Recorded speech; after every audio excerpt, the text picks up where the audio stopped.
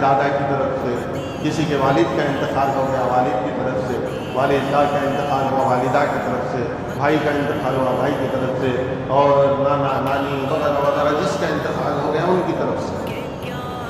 تو یہ لوگ ان کے بھی دشمن، جو انتقال ہو گیا وہ مرحومین بیچارے جو خبروں میں پڑے ہوئے ہیں ان کے بھی دشمن، ان کو بھی ثواب نہیں پہنچا سکتے. یہ لوگ بولتے ہیں ان کو بھی ثواب نہیں پہنچا سکتے. انہوں جتنا اپنی زندگی میں عمل کر لیے اب ان کو کوئی ثواب نہیں ملتا. ارے ثواب دینا اللہ کے ہاتھ میں. انہوں کو قرآن مجید میں ہے کہ بعد والے پہلے والوں کے لیے دعا کرتے ہیں. کیا دعا کرتے ہیں؟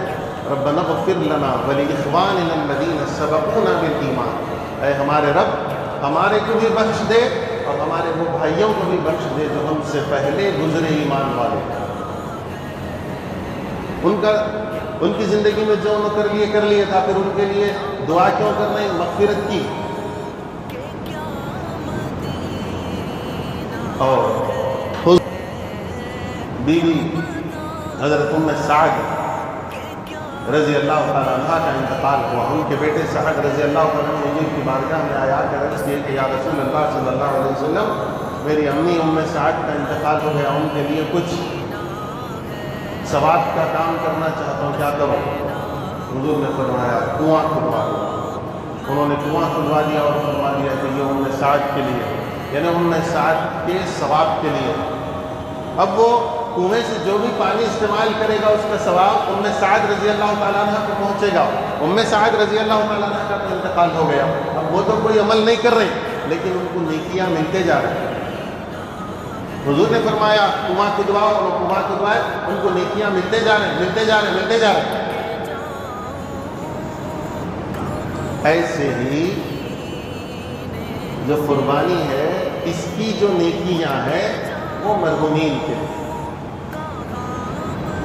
وہ مرحومین کو اس کی نیکیاں پہنچے.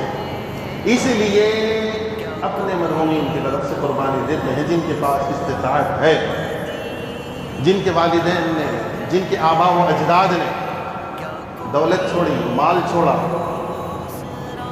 وہ مال، وہ دولت کی وجہ سے آج تمہاری زندگیاں سکون سے گزر رہی ہیں. ان کے لیے قربانی کے موقع پر ایک قربانی دے کر اگر ثواب پہنچائیں، ایک قربانی اگر دے کر ان کی طرف سے ثواب پہنچائیں تو ان کو برابر ثواب ملتا،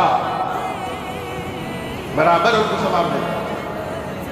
تو ان لوگوں کی باتوں میں مت آئیے جو صحابہ کے گستاخ، جو اپنی عورتوں کو مسجد میں لانے کی بات کرتے ہیں، جو عمر فاروق رضی اللہ تعالیٰ عنہ نے جو تراویح کا آغاز کیا تھا اس کے خلاف بولتے ہیں. عمر فاروق رضی اللہ تعالیٰ عنہ نے جو کئی چیزیں ایسی کی، عمر فاروق رضی اللہ تعالیٰ عنہ کے خلاف بولتے ہیں. عثمان غنی رضی اللہ تعالیٰ عنہ کے بعض طریقوں کے خلاف بولتے ہیں. ایسے گستاخان صحابہ کی باتوں میں مت آئی، ایسے گستاخان صحابہ کی باتوں میں مت آئی. وضو کرے، پیروں میں ساکس ہے گندی بدبو والے غلیظ، گندی بدبو والے غلیظ، بازو اگر پہ ٹھہر گیا تو اس کو ساکس کی بدبو آتی. وہ ساکس میں خالی یوں ہاتھ پھیر لو، مسا کر لو، پیرا نہ کو دھو. ایسا بولنے والے، ایسا بولنے والے. ابھی کیا کیا بولوں گا، ابھی بہت چیزیں ہیں. بعض یوٹیوب کے ایسے چینل ہیں انہی کے، ان کے علماء کی زبانی وہ لوگ بولتے ہیں کہ اب بولنا بہت بری بات ہے، بہت غلط بات ہے. اتنی بری باتیں جو چیزیں یہودیوں اور نصارہ بعض چینلز پر عام کر دیے ہیں، جو غلط بے حیائی کی چیزیں، ویسی چیزوں کو یہ جائز ہے بولتے ہیں، جائز ہے بولتے ہیں. ایسے کئی چینلز ہیں ان کے، اس میں یہ بولتے ہیں یہ جائز ہے، یہ جائز ہے، یہ جائز ہے. اور یہ شروع کرنے والے یہود اور نصارہ. بے حیائی کی چیز ہے، اس کو بول رہے ہیں جائز ہے، یہ جائز ہے، وہ جائز ہے۔ بولنا بھی میں گوارا نہیں کر رہا ایسی بری بری چیزیں، ایسی غلط چیزیں۔